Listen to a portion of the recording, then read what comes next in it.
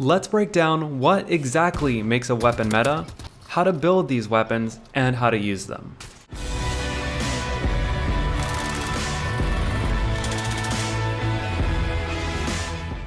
Trying to stay ahead of the meta is a difficult thing to do, since sometimes numbers aren't exactly everything. That's why with my stat system, I've tried to make it easy for you guys to understand what's good and what isn't, using easy to understand color grading systems. So when we compare every single stat and weapon in the game, we can take a look at meta weapons and see which of their categories are more important. So let's get started with the long-range assault rifles, the primary weapon of choice for most people. For the last few months, the absolute top weapons have been heavy assault rifles. Weapons like the EM2 and the C58. So what makes these weapons good? Let's talk about some of the things that stand out. ADS time should be 333 milliseconds or less, because despite it not being used for close range, it should still be good enough to compete against other long-range weapons. Its mag cap is going to be 40 to 50 because it's got a slow rate of fire. You don't really need a 60 round mag.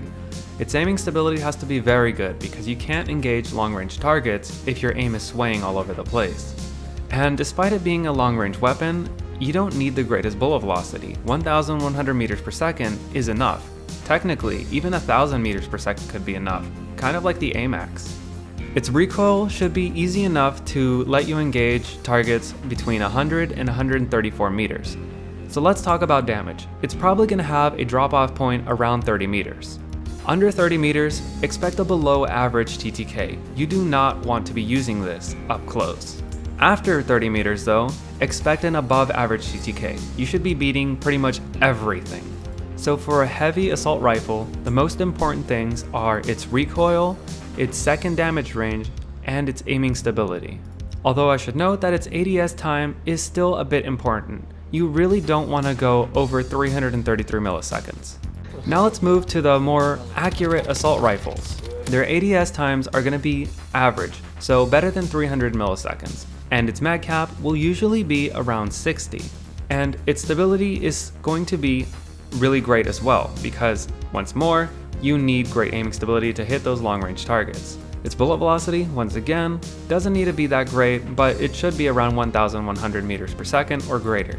But more importantly, its rate of fire. It should be somewhere between 11 and 14 rounds per second, so better than 650 rounds per minute.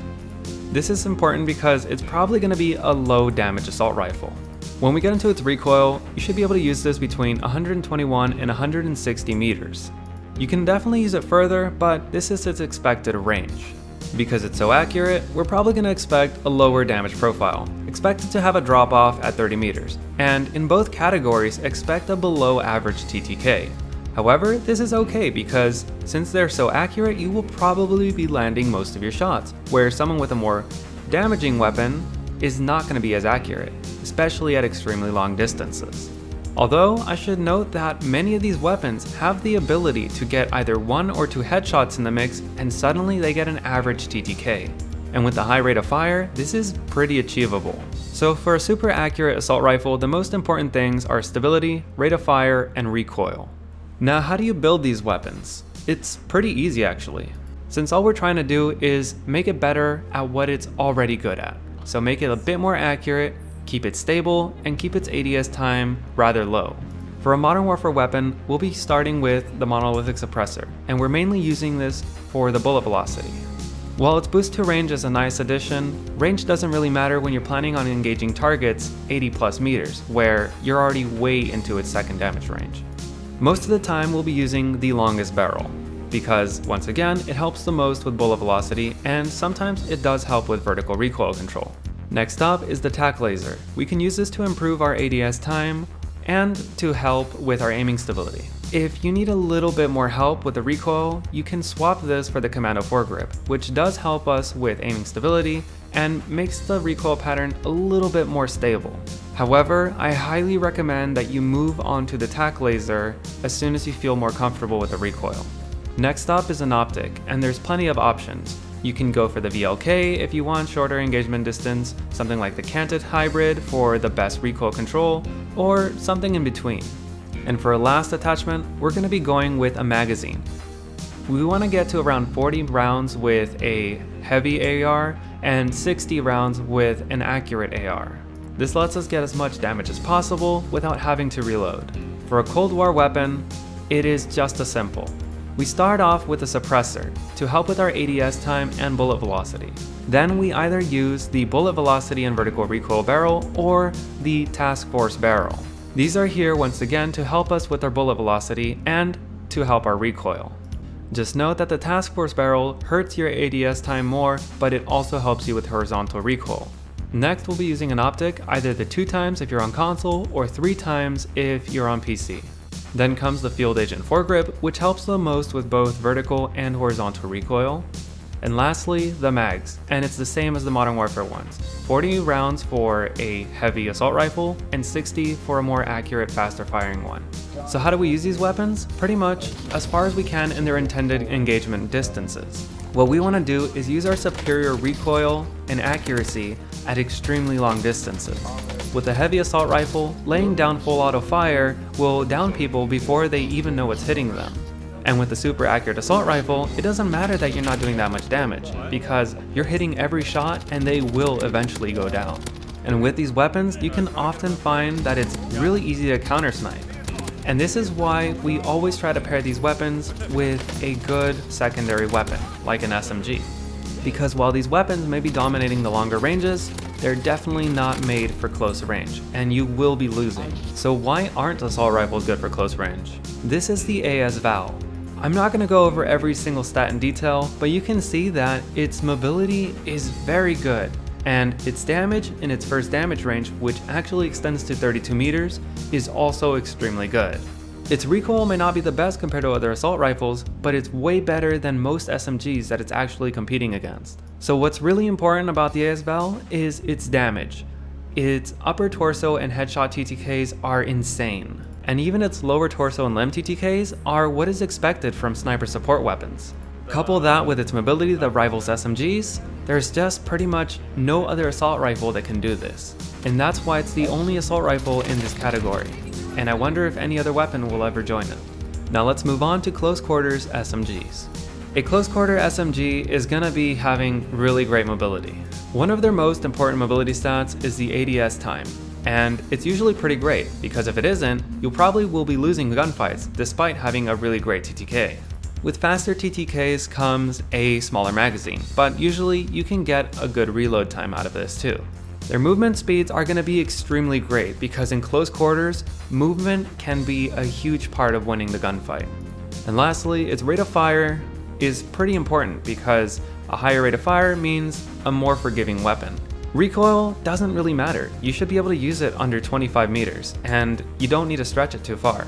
Now for damage. As you can see, pretty much the only thing that's important is its damage in its first damage range.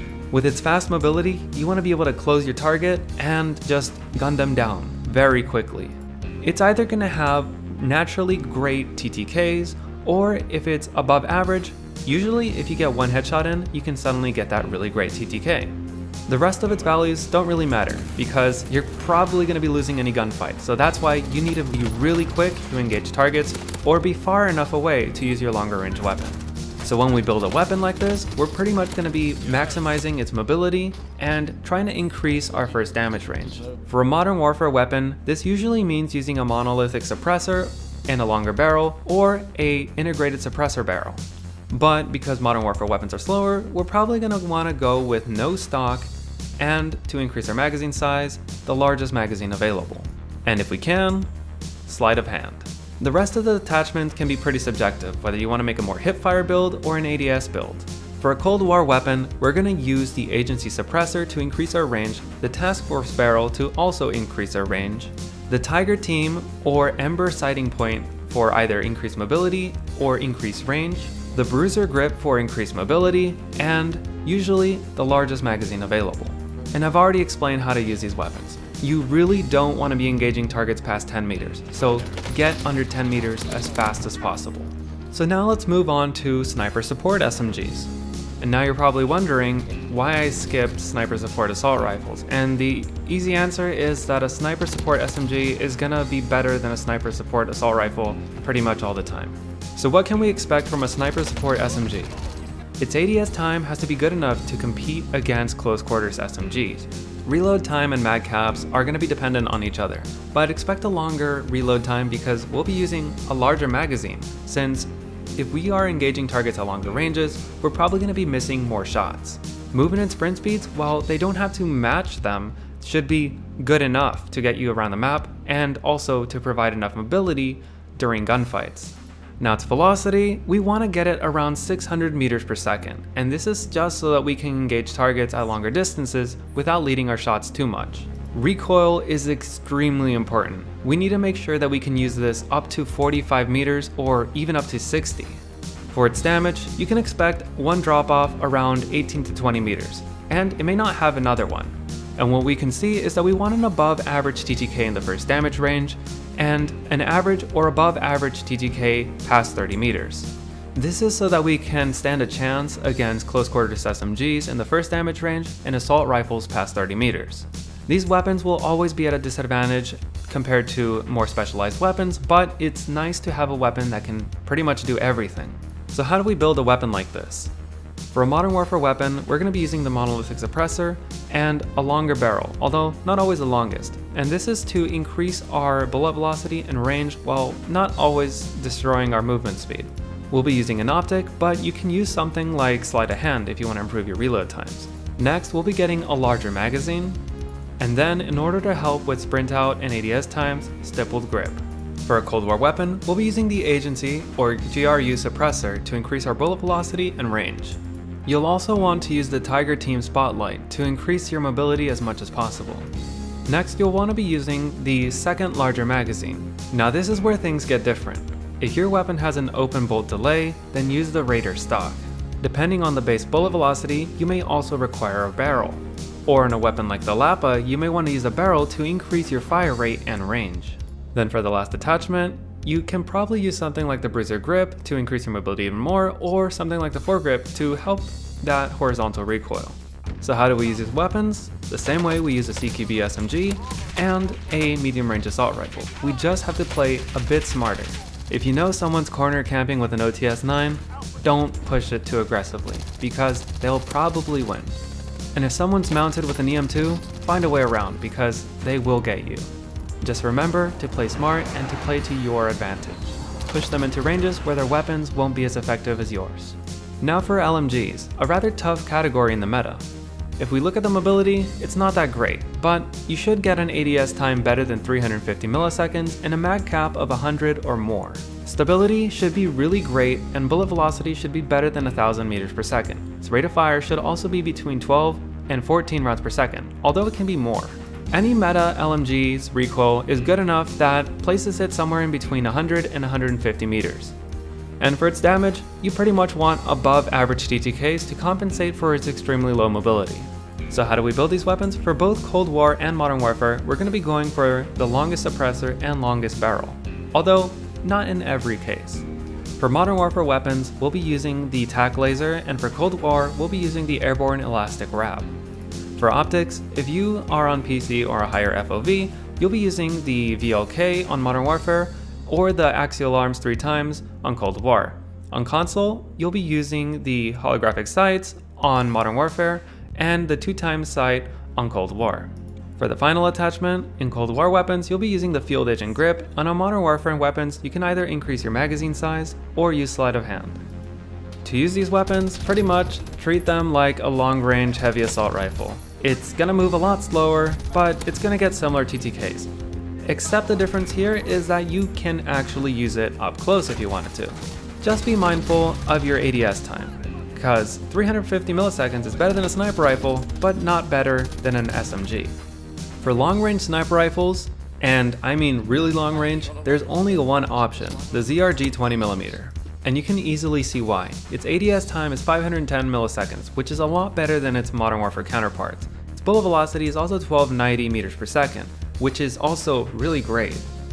It recenters perfectly after every shot, meaning you can be extremely accurate with it, but more importantly, in its first damage range, it's pretty much the only long-range sniper rifle that can get a 2-shot kill in its upper torso and lower torso. And in the second damage range, it can also get a 2-shot kill with the upper torso shot. But how do you use it? And you're probably thinking, well, I can use a sniper rifle, right? Well, yeah, but are you using the ZRG the way it's meant to? You need to be shooting through walls, trees, or anything I covered in the bullet penetration guide, or you need to be engaging targets well past 150 meters to maximize its bullet velocity advantage. However, for most people, I recommend aggressive sniper rifles, and this is what they look like. You're gonna want an ADS time of around 400 milliseconds. They'll also have decent movement speeds, and most importantly, a rate of fire of around 40 rounds per minute. It should recenter perfectly after every shot, and as for its damage, make sure that it can get a one-shot headshot, and it would be really great if it could get a two-shot kill in its upper torso in the first or second or both damage ranges. And right now there's pretty much only two rifles that fit into this category, the Kar 98 and the Swiss K31. On the Kar, we use the longest barrel and monolithic suppressor, the tac laser, sniper scope, and the precision comb stock. Although if you're more comfortable with it, you can actually remove the sniper scope and use something like the 3.5 times optic to remove all your glint. For the Swiss K31, we'll be using the GRU suppressor, the combat recon barrel, 5mm laser sight, 7-round mags, and the airborne elastic wrap. Now let's move on to shotguns, and I'm gonna go really quickly through these. Their most important mobility stats are ADS time, mag capacity, movement speeds, and sprint out time. For its range and recoil, you pretty much want to be able to use this between 10 and 15 meters, and this is because of its damage. As you can see, under 10 meters, expect a really great TTK. Over 10, don't expect to be doing very well. And if you haven't guessed it by now, these TTKs are pretty much only possible with spammy shotguns, which is why magazine capacity is very important. So how do we build these weapons? For Modern Warfare, we're going to be using a longer barrel and suppressor, either the 5mm laser with the no stock or sleight of hand attachment, and a larger magazine. For Cold War, we'll be using the agency choke, reinforced heavy barrel, 5mm laser sight, wire stock, and a larger magazine. These attachments increase our damage ranges a little bit more, make our hip fire and mobility a bit better, and increase the number of people we can down before reloading. So how to use these weapons? Movement and sprint speeds have to get you to your target, and ADS and sprint out times have to get you on target, since your targets are going to have to be very, very close. But once you do, you're going to have a really great TTK. Pretty much a more extreme version of the CQB SMG. And yeah, I refuse to acknowledge any other playstyles with shotguns. Now let's get into the final weapon type, pistols. As you can see, mobility is the most important thing. These stats will be competing directly against SMGs. So while they won't be as high, they need to be close enough. And especially when talking about semi-auto pistols, the rate of fire needs to be high. You do not want to be using an unforgiving weapon in close quarters. Recoil isn't too important. You should probably be able to use it around 20 meters, but due to its damage, you're probably going to be using it under 15. For its damage, the most relevant thing to have is an above average or average TTK in its upper and lower torso damage categories. Some weapons also have the ability to get an extremely great TTK of 550 milliseconds or better when you get one headshot in the mix. So how do you build these? Pretty much build them with the longest suppressor and the longest barrel. You'll also want to increase your magazine size and probably put on an optic. On a Cold War weapon, use the Tiger Team Spotlight to increase your mobility. On a Modern Warfare weapon, use a lightweight trigger to increase your rate of fire. So how do you use them? Well, they're your sidearms. So you pull them out whenever you enter a building and you hope that you don't have to use it. But with a good pistol, you can actually survive until you get your second loadout when you get that SMG. So that was the breakdown on what makes meta weapons meta. So even though you can do this yourself, I know it's not the most fun to sometimes do it. So if there's any weapon, build, or part of the game you want me to break down, let me know and you may see it on the next Community Wednesday. But that's the video. If you enjoyed it or this helped you in any way, let me know by leaving a like. If you got any questions or comments, leave them down in the comment section down below. And if you want to make sure that you never miss another video, be sure to subscribe. Thanks for watching.